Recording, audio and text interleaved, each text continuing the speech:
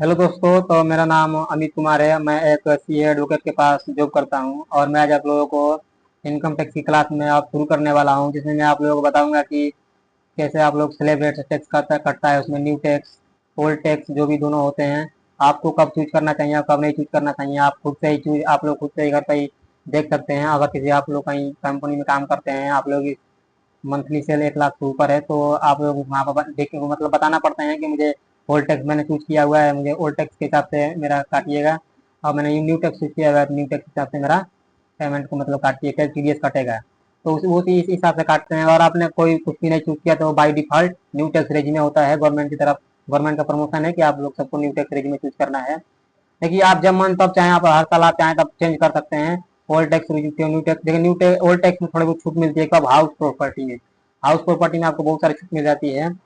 L I सी में आपको छूट मिल जाती है। एल आई सी जैसे कि आपने ले रखी है, तो एल आई सी 10,000 जो भी हमारा 2-4 लाख का ले रखा है, तो एल आई सी को जितना आपने एल आई सी में इन्वेस्ट किया हुआ है, वो उतना आपका पैसा डिडक्शन हो जाएगा। आपने 15 लाख कमाया, 5 लाख आपने एल आई सी में जमा कर दिया, तो क्या होगा?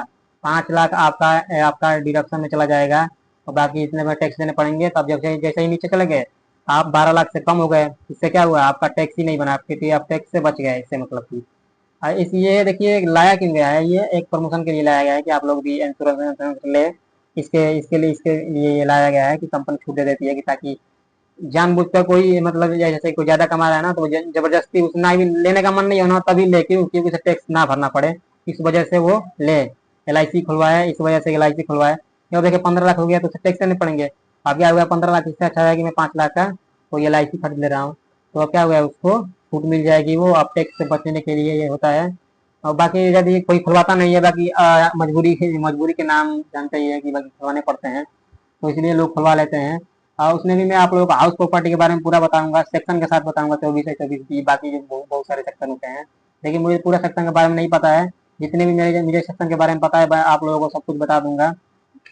जितने भी मुझे सेक्शन के बारे में पता है, जितने भी उसमें लगते हैं ना, हाउस रेंट के अलाउंस में आपको बोनस मिलते हैं, गाड़ियां मिलती हैं कंपनी की तरफ से, तो उसका कैसे आपको डिडक्शन मिलेगा। आप स्कूल के बच्चों के लिए जो भी 100, स्कूल के बच्चों के लिए तो वैसे 200 रुपये, 100-200 रुपये पर मंथ के हिसाब से, पर मंथ के नहीं, साल के हिसाब से वैसे करते हैं कि शायद मंथ के हिसाब देखना पड़ेगा। तो उसका डिडक्शन आपको मिल जाता है, वो छूट मिलती है 100-200 रुपये आपके घर में बच्चे हैं तो।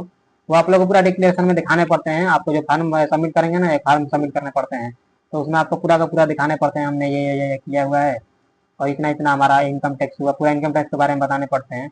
और दो आपके पास दो घर हैं, जैसे कि आपके पास दो घर हैं, दो घर से एक्स्ट्रा, देखिए एक एक आदमी के नाम पर अगर दो घर है तब ठीक है, नहीं कि दो घर के बाद अगर आपका तीसरा घर है, तो वो पूरा का पूरा आपका क्या चला जाएगा? इनकम टैक्स में चला जाएगा। उस एरिया का क्या होता है कि एक फिक्स रेट होता है। जैसे कि मैं यहाँ पर आ रहा हूँ, ठीक, मेरे बगल में एक कोई कमरा मतलब सेल पूरा मतलब पूरे के पूरे बिल्डिंग सेल पर कर रखी है, किराए पर कर रखी है। उस किराए से कितना पैसा आ रहा है? उस किराए से महीने का उसे कितना आ जा रहा है? महीने का 70,000 रुपये मान लीजिए कि महीने से आ जा रहा है उससे उससे किराए का। और बगल में आपका ही घर है, तो उस एरिया में उसका 70,000 आ रहा है, और उसके घर के जमीन उतना ही भी तुम्हारा ही जमीन है, तो आपको उस पर 70,000 रुपये टैक्स बना देगा गवर्नमेंट सर। क्योंकि आपके पास 3 घर हो गए ना, 2 घर कहीं और लिए रखे हैं और एक घर यहाँ पर है, तो तीसरा वाला घर जो होता है ना आपका, वो पूरा का पूरा टैक्स कैलकुलेट होगा। चाहे आप उसे घर किसी को किराए पर दे या ना दे, उससे कोई मतलब नहीं है। इनकम टैक्स आपको कैलकुलेट करेगी उसको कि आपका तीसरा घर है। आप नहीं क्योंकि एक आदमी की जगह एक आदमी के नाम पर 3 घर 4 घर नहीं रह सकते हैं। इससे बचने के लिए आप लोग अलग अलग घर लो, इसलिए लोग अलग अलग घर लेते हैं। कंपनियां भी इसलिए फर्म खोलती है, अपने बीवियों के नाम पर खुलवाते हैं फर्म कंपनी को।